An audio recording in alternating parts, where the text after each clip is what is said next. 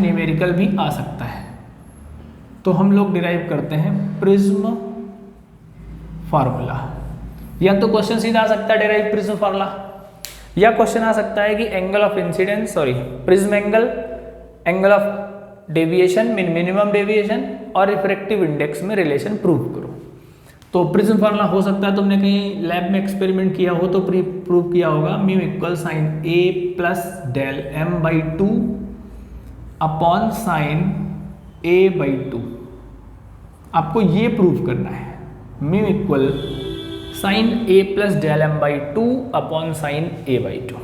ठीक, तो उसी डायग्राम को आप लोग रिकॉल करो जो डायग्राम आपने बनाया था।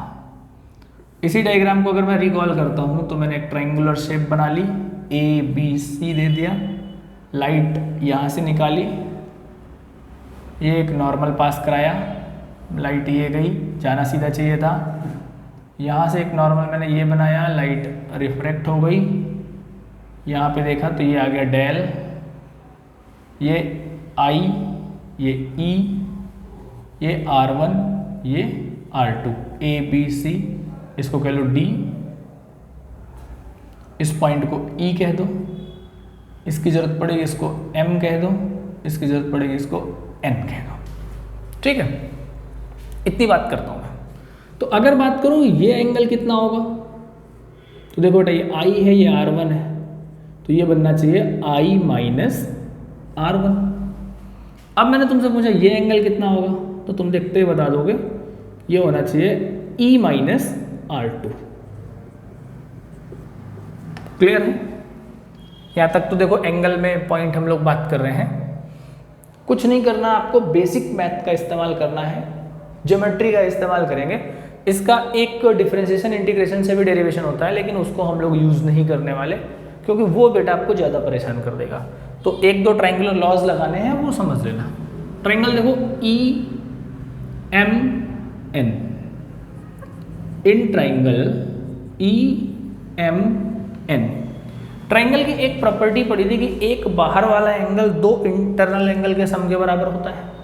तो यहाँ पे बाहर वाला एंगल कौन है, डेल, इंटरनल एंगल क्या है, आई minus R1, E minus R2।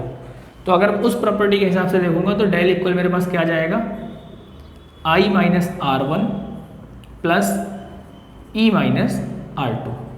तो डेल इक्वल क्या आ गया, आई प्लस ई, माइनस कॉमन ले लो, R1 plus R2। Equation number 1 बना के छोड़ दो। दूसरा ट्रायंगल देखो M D N, in triangle M D N, triangle के तीन एंगल का सम कितना होता है, 180। तो R1 plus D plus R2 equal क्या आ जाएगा, 180। ठीक है, अब आप क्वाड्रिलेटरल लगाओ, A M D N, in quadrilateral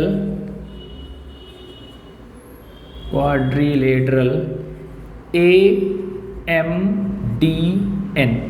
देखो ये एंगल कितना होगा, 90, सरफेस और नॉर्मल के बीच का एंगल है। ये एंगल कितना होगा, 90। तो A plus 90 plus D plus 90 equal कितना आ गया, 360।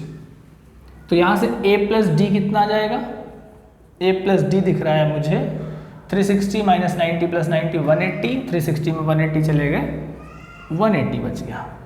इक्वेशन 3। क्लियर है? डायग्राम का खेल खत्म। अब अपनी सिंपल मैथ प्रॉब्लम सॉल्व करो from second and third. From second and third मैं देख पा रहा हूँ R1 plus D plus R2, ये मुझे A प्लस डी के इक्वल दिख रहा है, D से D कैंसिल आउट हो गया, तो A इक्वल क्या आ गया बेटा, R1 plus R2। Equation number 4 दिखा दिया।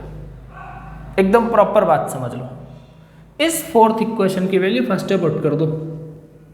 तो from first and fourth del equal क्या आ गया, I plus E minus A. तो एक फॉर्मूला ये समझो, I plus E equal del plus A, ये इंपॉर्टेंट रिलेशन है। Angle of incidence plus angle of emergence, I what? I is angle of incidence, E is what? E is angle of emergence। तो angle of incidence plus angle of emergence ये equal होता है angle of deviation और prism angle के सम के। Deviation और prism angle का सम आपको क्या देता है?